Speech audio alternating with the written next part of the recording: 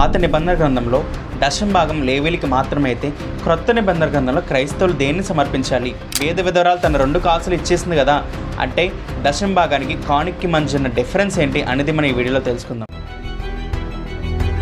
మొదటగా దశం భాగం అనేది ఇశ్రాయేల్ లేవీలకు సమర్పించాలి, ఎందుకంటే వాళ్ళకి భూమి లేదు. అలాగే ఇశ్రాయేల్ దేవుని మందిరానికి ఇవ్వాలి. వాళ్ళకున్న ఆహారం, వాళ్ళకున్న ధాన్యం, వాళ్ళకున్న పశువులు, సంపద అన్నిటినీ దేవుని మందిరానికి 10వ భాగం ఇవ్వాలి. ఎందుకు ఇవ్వాలంటే దేవుని మందిరంలో నుండి ఎవరైతే బేదలు వస్తున్నారో ఆ మందిరానికి, ఎవరైతే విధవరాండ్రు ఉన్నారో సో వీళ్ళందరికీ ఆహారం పంపిణీ అనేది సప్లై చేయడం జరిగేది. అది పాత నిబంధన గ్రంథం దశం భాగం చరిత్ర. మరి ఇప్పుడు క్రొత్త నిబంధన గ్రంథంలో దేవుడు రాయించిన మాట ఏంటంటే హృదయపూర్వకమైన అర్పణ సమర్పించాలంటే కొరింథీయులకు రాసిన మొదటి పత్రిక 9:7 నీ హృదయంలో నువ్వు నిశ్చయించుకున్న దాన్ని దేవునికి ఇవ్వాలి. ఇది ఇష్టపూర్వకమైన అర్పణ. దీనికి ఏ రూల్స్ లేవు, ఏ రెస్ట్రిక్షన్స్ లేవు, ఏ బలవంతము కూడా లేదు.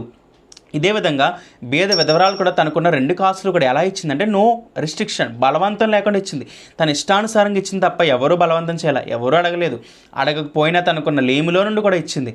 అలాగే మరి పౌలు గారు చందా అడగలేదా? అడిగారు. ఎందుకు అడిగారు? కొరింథీ పట్టణస్తుల్ని, మాసిదోనియా సంఘస్థుల్ని, అకయ సంఘాన్ని చంద పోగు చేయమన్నారు. మీకు కలిగిన సముద్రంలో నుండి చంద కలుగజేయండి అనే రెఫరెన్స్ మనకు కనబడుతున్నాయి. ఎందుకు కలుగజేశారంటే సందర్భాన్ని ఆలోచిస్తే యెరూషలేం ప్రాంతంలో గొప్ప కరువు ఉంది, వాళ్ళకి ఫుడ్ లేదు, తినడానికి ఏమీ లేదు.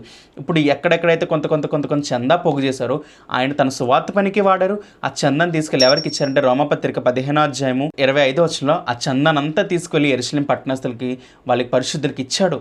అది పౌలు గారికి ఉన్న కమిట్మెంట్. కానీ ఇప్పుడు మన ఇచ్చే ప్రతి రూపాయి ఎవరి పనిలో వాడబడాలి తెలుసా?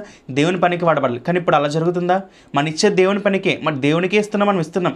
కానీ మన ఇచ్చిన ప్రతి రూపాయి సేవకుడు ఎలా వాడుతున్నాడు? తన సొంత లగ్జరీ కోసం వాడుతున్నాడా? అది దేవుడు ఒప్పుకోడు ఖచ్చితంగా. నా దశం భాగాన్ని దొంగలిస్తున్నారని ఒకప్పుడు ఆయన చెప్పిన ఆయన ఇప్పుడు దేవుని సంపాదన కూడా దొంగలిస్తున్నారు మీరు. అయితే ఏ సంఘం అయితే పరిశుద్ధులంతా కలిపి సంఘ కాపరి అంతా కలిపి దేవుని పని జరిగించే సంఘాలు ఉన్నాయో అలాంటి సంఘాలంటే దేవునికి ఇష్టం. అలాంటి వారికి ఇవ్వండి మీరు కానుక.